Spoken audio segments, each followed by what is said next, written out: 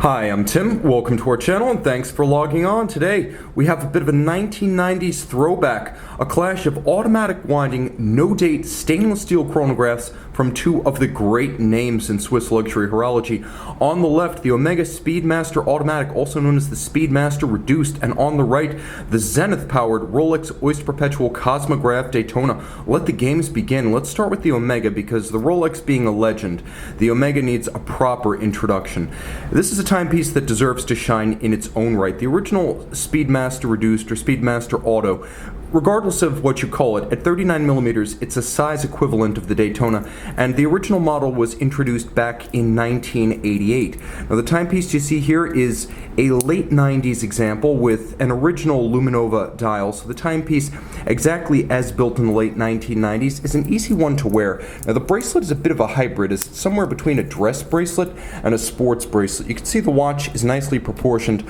On a 16 centimeter circumference wrist, it wears far closer in dimensions to the Daytona than the reduced nomenclature would lead you to believe. 16 centimeter circumference wrist, 39 millimeter diameter. The watch is fairly slim despite the modular complication. It is a 12.3 millimeter thick case and lug-to-lug 44.7 millimeters with an 18 millimeter spacing between the lugs. In my opinion, the only real proportional difference between these two watches is the 20 millimeter lug spacing of the Rolex versus the 18 of the Omega. Now you can see it features a darkened anodized aluminum tachymeter bezel, and the timepiece sits easily on a wrist of my size. There's no issue. On a wrist as small as 13 centimeters in circumference, you're going to find this watch is a happy match, and it takes quite well to straps. You can accessorize with that 18 millimeter size and completely change the look of the watch. Dress it up with alligator, dress it down with a NATO. It works either way. Pop open the clasp, and there are a few details to highlight here that set the watch apart from the Rolex. You can see the bracelet is a three-link design that actually has more in common aesthetically with a Rolex President bracelet than the Rolex Oyster three-link on the Daytona. You can see it's a combination of polish and satin, and then this being late 1990s Omega, you can see that the bracelet is sized with pin sleeves. There are several anchoring points inside the clasp, and the clasp is a friction fit unit in excellent condition. You can still see that the definition of the logo and the Speedmaster marquee as they left BLBN back in the late 90s. Now the timepiece is powered by a base of ETA 2892A2 with a vertical clutch modular chronograph complication. You can see that the module, because the position of the pushers is actually above the base caliber. 42-hour power reserve, automatic winding, 30 meters, water resistant. The timepiece features stop seconds, and it is very, very tough, beating away at 28,800 vibrations per hour. Omega calls this caliber 3220. Now let's jump over to the Rolex. The Rolex is a timepiece whose reputation and stature almost precedes it. It's tough to have a rational discussion about the Daytona for the same reason it's difficult to have a rational, factual discussion about some outsized, legendary historical figures. People make up myths about this watch just like they make up myths about those figures. But you can see on the wrist, it's unmistakable. The modern Daytona, that is the Daytona as we know it, metal tack, 40 millimeter case, screw down pushers, automatic winding, was born in 1988 with this model, so it was actually created in the same year as the first Speedmaster Reduced. 40 millimeters on the 16 centimeter circumference wrist, it has a very different look. It's effectively the same thickness at 12.2 millimeters, but it appears far broader because it's simply a larger case that also spreads itself more broadly across the wrist. Rather than 44.7 millimeters, here we have 46.8 millimeters lug to lug, and because of the pivoted end links of the Oyster bracelet, you can see that the watch does wear true to its lug to lug dimension. The 20 millimeter spacing given the watch a little bit broader stance and a more modern footing on the wrist than the Speedy Reduced. Now jump into the actual details of the bracelet. You can see those pivoted end links, you can see the hollow center links, but you can also see that even back then Rolex used screws to fix removable links, so that's an advantage that the Rolex bracelet has. That said, I can't say the stamped clasp imparts any more confidence than the friction fit system, and likewise stamped clasp on the Omega. If anything, I feel like Omega's stamping is rendered on a slightly thicker piece of metal, so it feels a bit more substantial. There is, however, a clamshell closure to give you an extra bit of security, and then several drillings as on the Omega so you can re-station the bracelet. Now the watch looks for all the world like a timepiece that could have been made 20 years later. This is a T-series tritium dial Cosmograph from the first half of the 1990s, and you can see that it does look an awful lot like the watch made right up till 2015 before the ceramic bezels arrived. And that works to your advantage. The watch still looks contemporary despite being a true vintage collectible. You've got the metal tack, you've got the white dial, white gold applique indices, white gold hands, white gold Rolex 5-point coronet, and underneath the case back, this is perhaps the most celebrated aspect of the watch.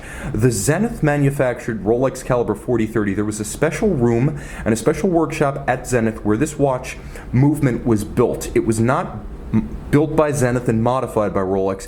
It was designed by Rolex and then built by Zenith to Rolex's spec. So what are those specs? Well, first of all, the 31 jewel movement loses its high beat. Rolex wanted to use conventional lubricants and improve durability over the long term. There's no evidence that was necessary, as the El Primero was a long-lived caliber, but Rolex stepped it down from 36,000 vibrations per hour to 28,800 vibrations per hour.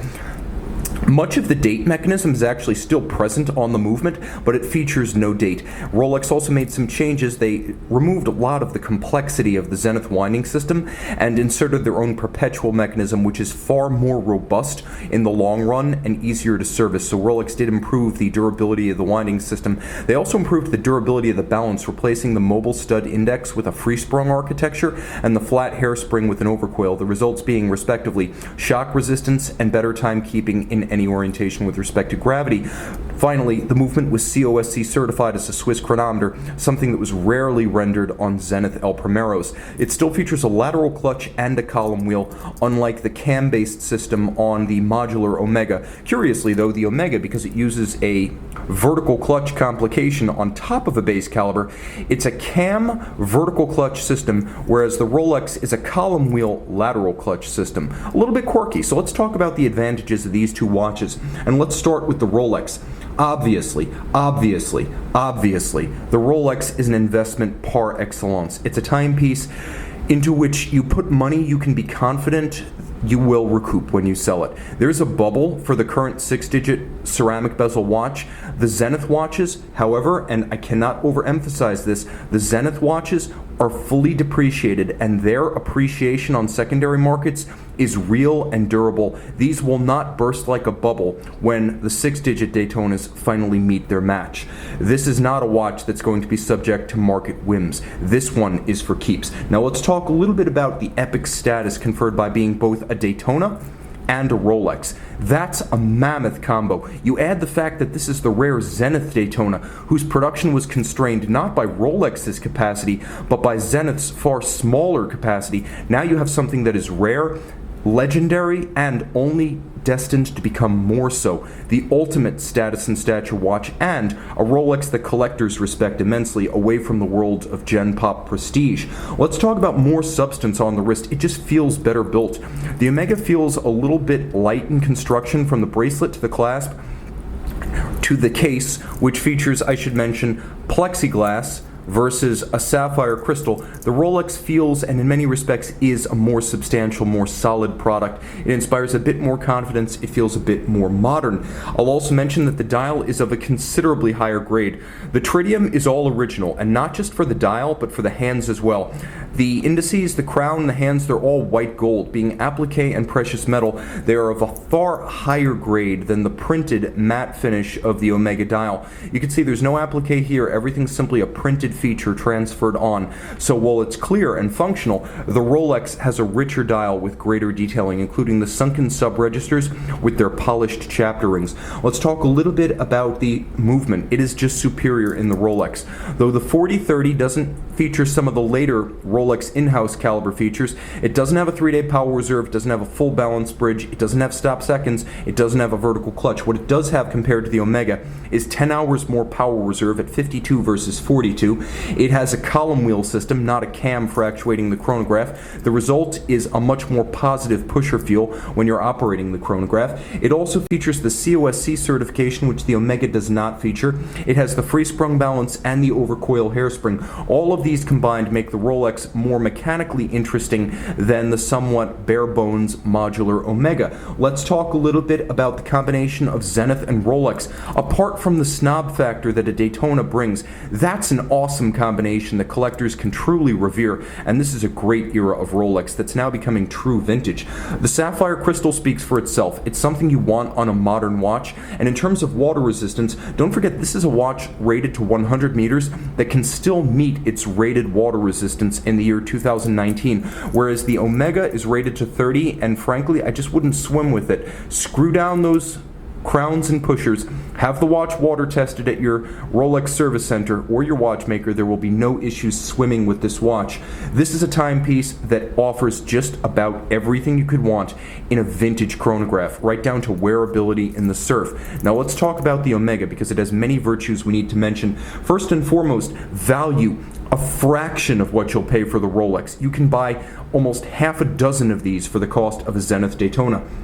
Let's talk about the dial. The dial on this late 90s example is luminova and still legible at night. So this one glows, the Rolex doesn't. Obviously that has some collector value for the Rolex aficionado, but if you want your watch to work as a watch, this one is more legible by day and by night. Let's talk about the fact that this is a watch you won't be afraid to wear. Some people will step into the Daytona deep into 5 figures looking at the watch as an investment, as a sort of vintage timepiece that needs to be locked away in a safety deposit box, and that's unfortunate because that's how a lot of those will live out their retirement, whereas this watch you can wear with confidence in spite of its age. The price liberates you, and that's something that's important to note if you like to wear your watches. Hardcore enthusiasts wear their watches. This one's meant to be worn. And this is a timepiece that I should mention has none of the baggage. With the status and stature of the Daytona comes a little bit of a difficult discussion that you'll have to have with non-watch people, with folks who are skeptical of whether you're wearing a real Rolex, with people who just want to know whether you paid a ton of money for it, how much you paid, and people who want to steal it are going to be drawn to this watch. That's a lot of baggage. There's also a bit of a Rolex stigma among some watch snobs, and this watch doesn't suffer any of that. So if that's important to you, remember there is a flip side to the prestige and prominence of a Rolex timepiece, especially a core recognizable model like a Daytona. Finally, stop seconds. This watch features it. Want to stop the seconds? Both chronograph and small seconds? You can do that with the Omega. This is a timepiece that features the ability to synchronize to a reference time, and for an instrument-style chronograph, that is a wonderful refinement to have. So which one do I pick? Frankly, the Daytona is just too cool for me. I love it. I love that it includes Zenith's own El Primero heritage with Rolex's Daytona. This is a core model. Like I said, can still be worn like a modern watch. And while I like the Omega, frankly, if you're going to get an Omega Speedmaster chronograph, I feel like you almost have to get yourself a moon watch first. This is a sort of secondary model in the catalog, like a Rolex Yachtmaster, whereas this is core catalog, part of the canon along with the GMT, the Sub, and the Datejust. This is truly one of the models that defines the brand, whereas I don't think the Speedmaster Reduced is that. So you guys let me know in the comments below, which of these two 90s standouts would you choose for your own wrist? We're back with the Daytona and the Speedmaster. As you can see, by night there is only one champion. I underestimated that Daytona though. For $24,000 pre-owned, you can buy yourself over 8 of the $2,700 Omega. Pre-owned, there's no match. In the dark, there's no match. In every other respect, I think the Daytona takes it.